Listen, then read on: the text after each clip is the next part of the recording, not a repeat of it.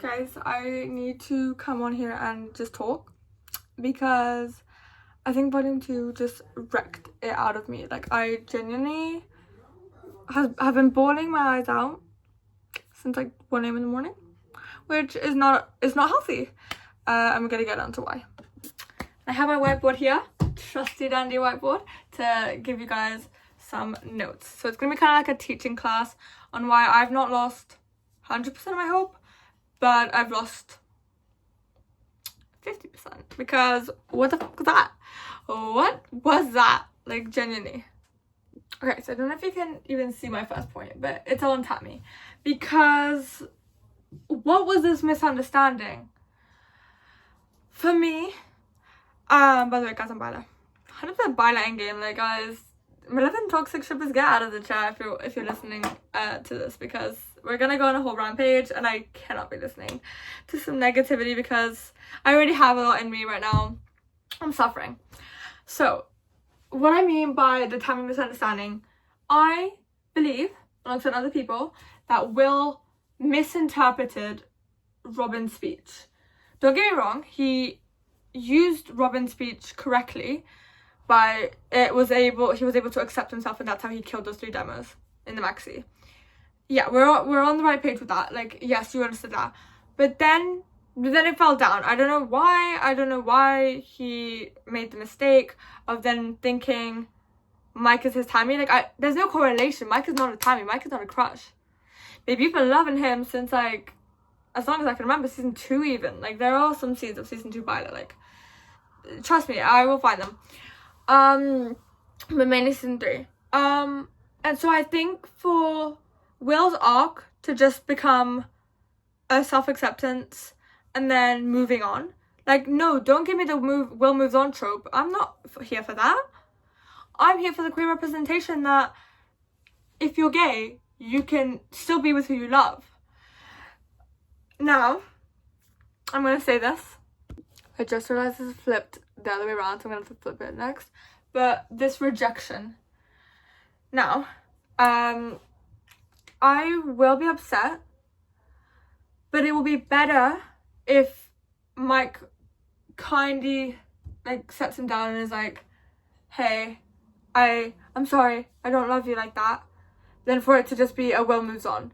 I need Mike's POV. Like, do not go without giving his POV. Like, no, I need it. I need to find out what he was thinking during that coming out scene, during all of it, basically. We only saw his POV in the maxi, when it was like, oh my gosh, yeah, exactly, that scene stays rent-free in my mind. But, like, that whole thing, we saw into Mike's eyes for a bit, and we saw the heart panting, the chest going up and down, up and down. Like, that wasn't for nothing. There's, like, that comparison, I think, of, like, the Lego character movie, and, like, how Mike is, like, you know, like, oh my gosh, I love this guy. And I full on agree with that. Like, yeah, we saw you, Mike. You're not hiding shit. Like, we know you like that guy. Don't lie to us. Now, onto the coming out scene, because the coming out scene, there's mixed opinions. Mainly towards one side. I'm on that one side. I feel like that whole coming out scene could have been set better. Because don't get me wrong, I am so proud of Will. I am so proud that he was able to find it in himself to not only come out to one person, but to everyone. And that's the thing I'm going to talk about, because I'm sorry, it didn't need to be some of those people, like the whole cast. I feel like it would have been so much better if it was an intimate, private moment with either just Joyce, Mike, but we'll get onto that, or the party, like the OG party, maybe even Al, and Robin, maybe.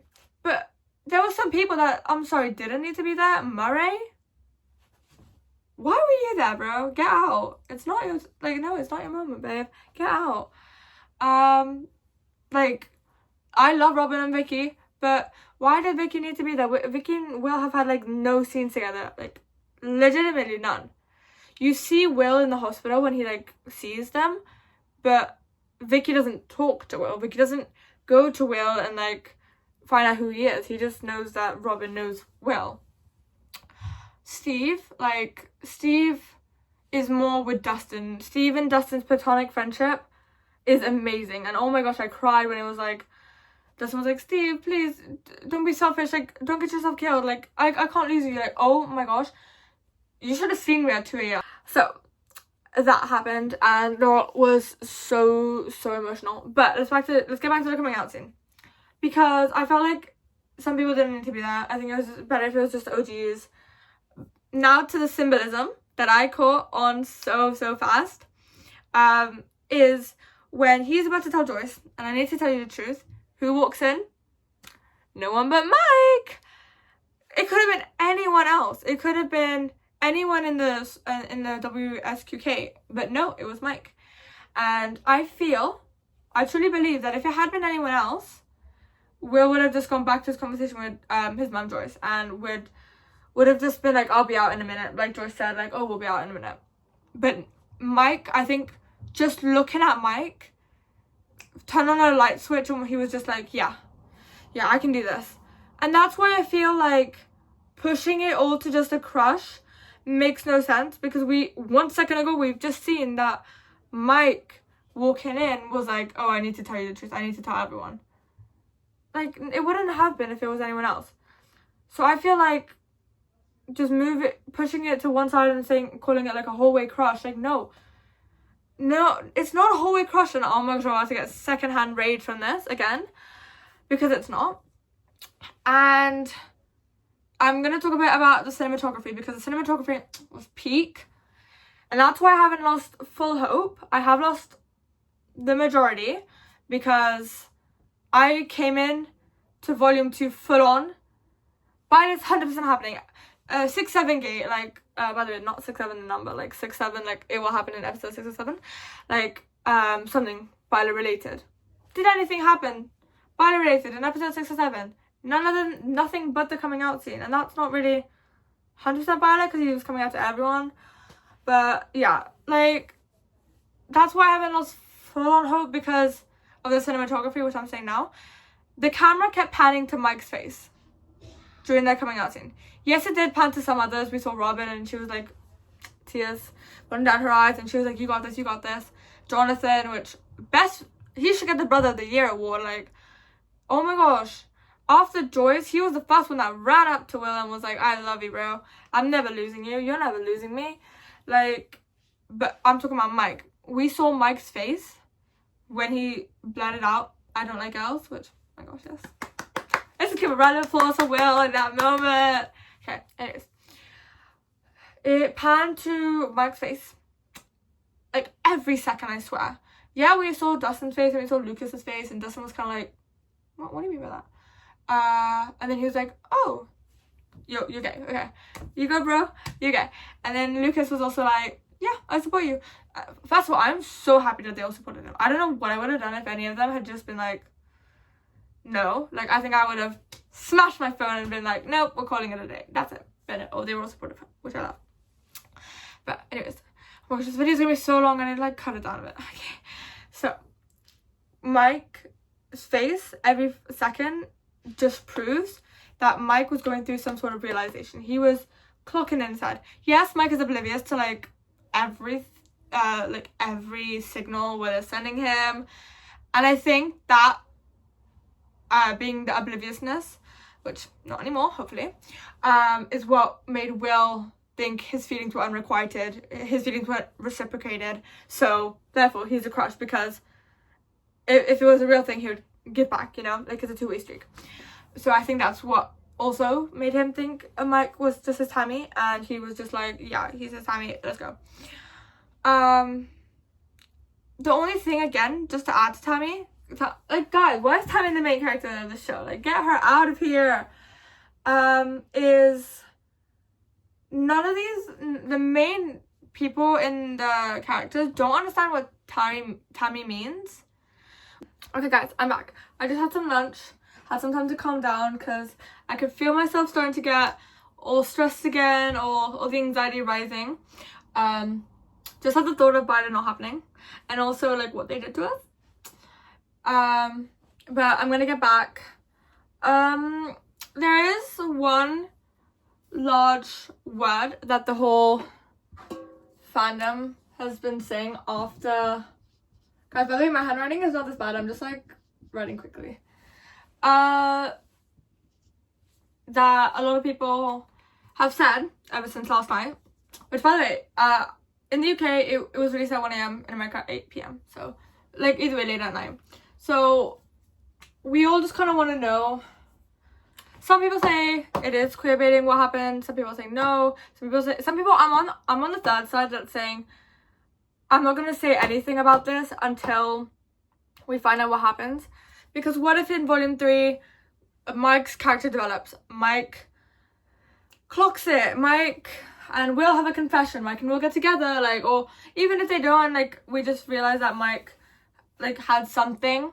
We can't call it queerbaiting yet because, but if you don't know, queerbaiting is the method in which they make a character seem part of the LGBTQ community for episodes or the movie, and it turns out it was all like a false plot, and it's really rude and it's mean for people in the queer community who want the representation, and then all we get is just none of it. Like, no, we're not having that. Yeah. So I'm not gonna call it queerbaiting yet. I'm gonna wait until volume 3. If it is, guys, season 6, The Vanishing of the Duffer Brothers, for real. Because you're not allowed to do that. Like, we can sue. Like, just kidding, we're not, but like, for real. Like, guys, what is this? So, I'm just gonna leave it at that. I'm gonna put some question marks because I'm not gonna talk too much on it because it is kind of a heated topic. And I don't wanna get involved because some people will agree, some people won't agree, but I'm indifferent currently. I'm not gonna let any person sway my decisions yet, but we will see. Okay. Okay. I'm getting butterflies in my chest because this scene made me enter volume 2 full on believing Byler was happening. Byler is canon. That's what I was thinking. When Will has just defeated the 3 demos, snap, body's bone, dead. Joyce runs up to him and is like, oh baby, you did it, like, oh my gosh. And guess who runs up to him? Mike, because he says, honest to God, sorcerer, you did it, you really did it. Guys, I've learned all these lines by heart. And the hug, guys, that hug, when I saw it, I paused my screen because I needed to kind of like scream for a second, just to like, because it was all happening and I was all like, Byler's gonna happen, like next episode or this episode even, like, my heart was going 1,000 beats per second, like, it was full on. And then we get what we got at the end of volume 2, like, and I just feel so confused because then what was the point of all those talks with Robin? What was the point of all those talks of how did you know that you and Vicky wanted to date? To make out? Oh, not to date. Like, what's the point of that? What's the point of the whole signals talk? The signal tower legit behind Will and Mike when they were talking and having that, we need some magic up here. By the way, that was so cute in the push, like, oh.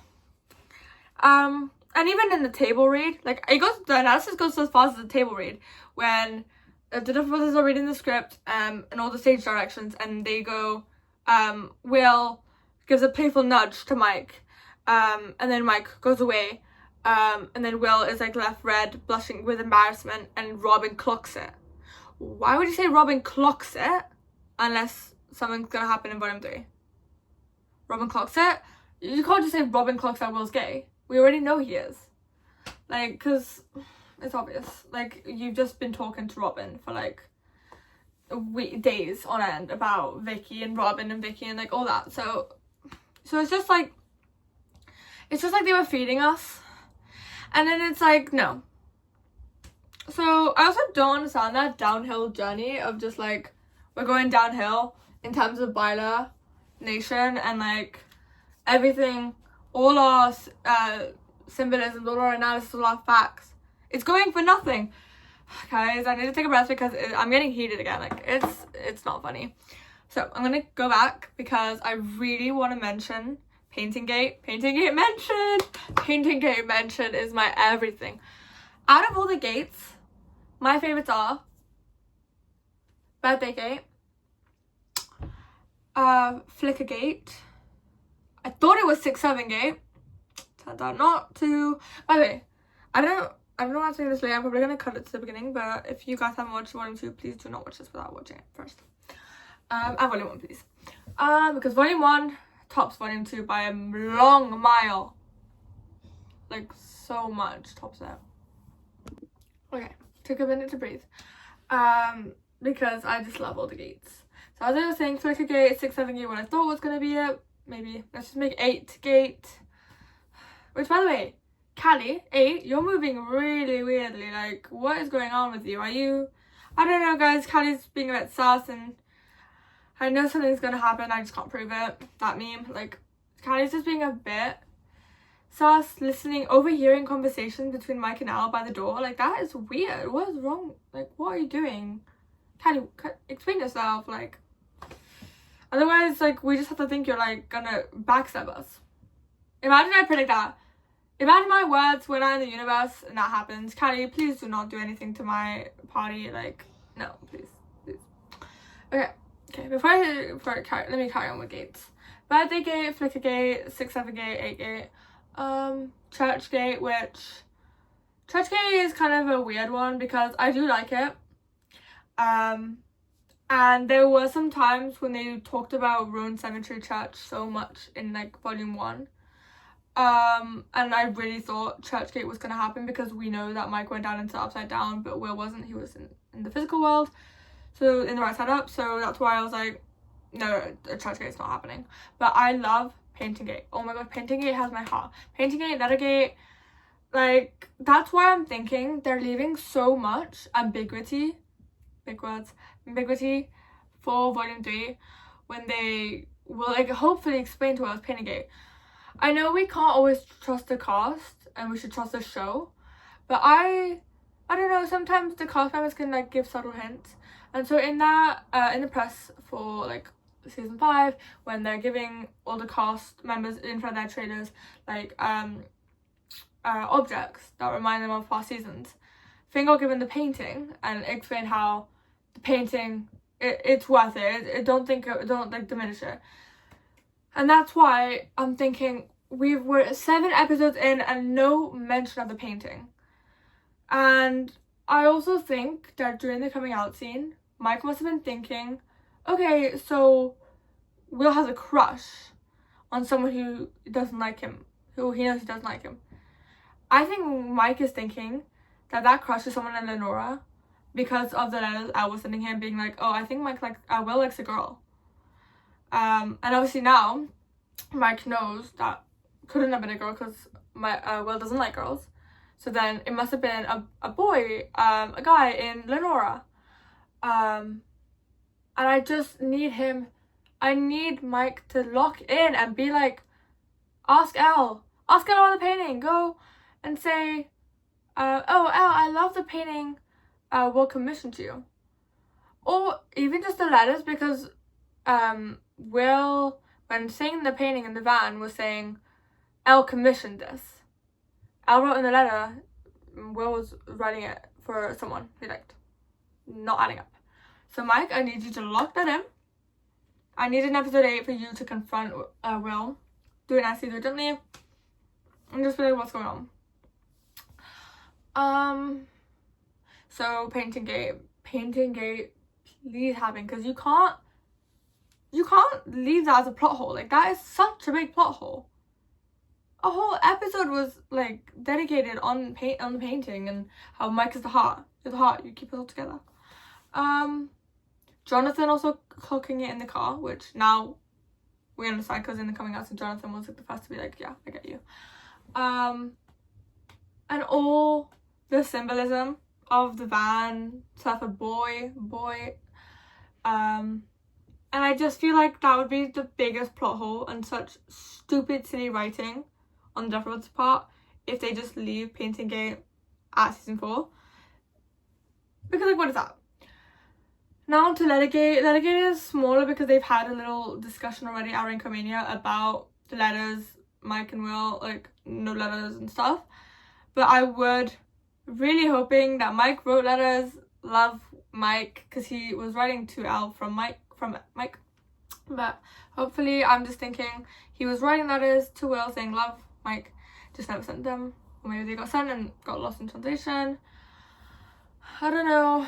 I'm just hoping that those two things get talked about, because you're not leaving me here like this. Like, guys, my mood went from this to this. Like, what is... No, I'm not going to be sad and depressed for a whole week. I need the Byler fandom to come support, write in the comments your theories, what you think, because let me talk about this. Okay, Mike's POV, we're going back to this, okay, because I feel like it's really strong. Mike's POV, we saw in the magazine, we've not seen it anywhere else. I need, in volume 3, in the finale, to see Mike's POV. What was he thinking during that coming out scene? Like, just tell someone, or show it. Like, and also, Karen, just an honorable mention to Karen Wheeler for like popping off in the hospital. Like, you locked in. I do feel so sad for Holly, because she's all alone out there and everyone's turned on her. I think she was lost in the abyss or Dimension X. I'll have to recheck, because yeah. She was so close. So close. But yeah, I just feel like the Duffer Brothers need to elaborate, because this can't have happened. It really can't. You cannot end Stranger Things, a show about outcasts and freaks and strangers, to not have outcasts. Like especially in how in the 80s being gay was frowned upon, was taboo by society. That's why we need characters like Mike and Will. We need characters like Vicky and Robin, for that representation, for people who are watching, for clarity and stuff. Like, it's just not nice if they end it like the way they're about to. So yeah, and I want to just mention one more thing on the rejection, because I think I will be upset. Who wouldn't be if Mike told Will, sorry, I don't like you like that. But I don't know, it just does so much, like so much symbolism on why Mike is not straight. Maybe he's bi, maybe he's gay, we can't tell, but we know he's not straight. There's legit symbolism of Ted crashing down the closet. Get out the closet, bro. Like, all of that. And when he was kissing Elle in season 3, like, he would push her away or keep his eyes open. Like, he wasn't melting to the kiss. He was kind of disgusted by it. When, such good juxtaposition. When Elle in the, I think it was like in the men's locker room in the swimming pool, Elle like pushes him like a playful nudge, but not really playful, just kind of like a, ugh. He looks at it in disgust. He looks at where her hand was and was like, ew, get this hand away from me. And then in season 5, compared to that, when Will does it in the field, Mike does not look disgusted. He looks awkward, maybe because he's blushing and he wants to run away, but not at all disgusted. Like, he looks like he's about to flip out with inner excitement. My gosh. So yeah, but that's almost my end. But that's like the main things I want to mention. Oh my gosh. Okay, guys, by the way, my hair is not greasy. It's just I took a shower and also like I dyed it like in February of this year, so the dye has like gone to here and then everything else is faded. By the way, my hair is naturally my root color, and then I dyed it blonde, and then I dyed it black brown, and like my hair history is crazy, but we've not touched it in over 10 months. Okay, back to Byler, because yeah, I'm sorry if this was a really long rant. I'm definitely gonna edit it, because otherwise it'll be like an hour long, and I'm not gonna have you guys listen to an hour of me rambling, because I know I can talk a lot. But please, I was also full on in rabbit holes last night when I was watching. I think the whole fandom was. Edits got released immediately of the press edits, by the way, like full on sad, like Byler's not happening, it's no longer Endgame, and I feel like the homophobes love that. Like, they were just ecstatic. They were like, we knew Malevolent was canon, we knew Malevolent was canon. Can I say one thing about Malevolent before I end this like video, because it's getting a bit too long? No Malevolent kiss in volume 2. Have they already broken up? Is there some mutual thing that we don't know about? But if so, just tell us, because I need to know. They just don't seem as close. And also, I clocked the line that Mike says to Al: friends don't lie. Friends, you say? Friends, you say? Not boyfriends, not girlfriends. Friends. Okay, I see you, Mike Byler. I see you. Because why would he say friends? Aren't they boyfriend and girlfriend? Thought so. Apparently not, which is what I hope. It's just like, I feel like something happened between them. They just don't seem as close. Even when Eleven and Hopper and Callie come from the Upside Down, Mike, yeah, he runs and hugs her, but he also doesn't really look that phased. Not like in the field in volume 1. Like, I think he's slowly starting to realize that she's just a friend. She's maybe like one of his best friends, but she's just a friend. And he still cares for her, and he cares for all of his friends, especially Will. I'm also gonna talk lastly. Okay, guys, I've said I'm gonna talk about lastly like 10 times. Someone cut me off. Okay. After Shock Jock in episode 5, when Will goes into that trance by Vecna, which by the way, that was horrifying. The eyes bleeding, and oh my gosh, I thought he was gonna die. Like, I thought, Will's a goner, bye. Like, I was full on crying, and it looked really traumatic. Who was there by his side? None other than Joyce, Mike.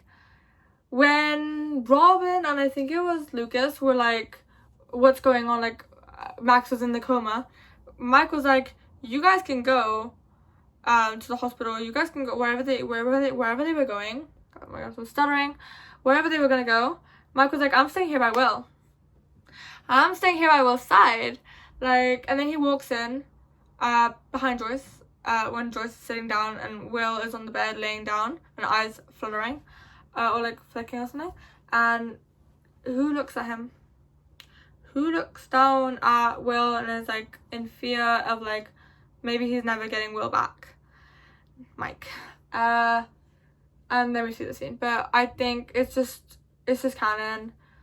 I still have hope. I'm not gonna let any of the 11 people knock me down. I'm still gonna carry on my hope, and that's it. Love you all, and I will be sure to come back with maybe some analysis videos, because I know a lot of the Byler fandom, including me, loves watching all of those like analysis videos, prediction videos, tier rankings, and I will be sure to do that for you guys. Okay guys, I wanted to add one thing before I wrap up the video. I think something that's not being talked a lot about during the coming out scene is when Will says, I don't like girls. Like everyone's been talking about that and like editing it on TikToks and stuff, which is also amazing. But no one's referencing the parallel to the rain scene where Mike goes, it's not my fault you don't like girls. And I think hopefully we can see something where Mike pulls Will to the side. I don't know if they have time, because they ended the series with them in the truck thing, saying, are you ready? Are you ready?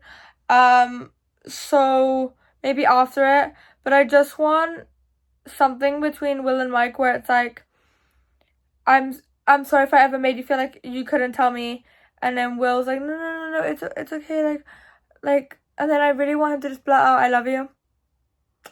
I know it's not gonna happen, and it's okay. I actually need to stop being in denial that, you know, I just need to accept that it might not happen. But I do wish it was. So yeah. And then obviously painting it. Bye guys. I'll see you maybe later today. Bye guys.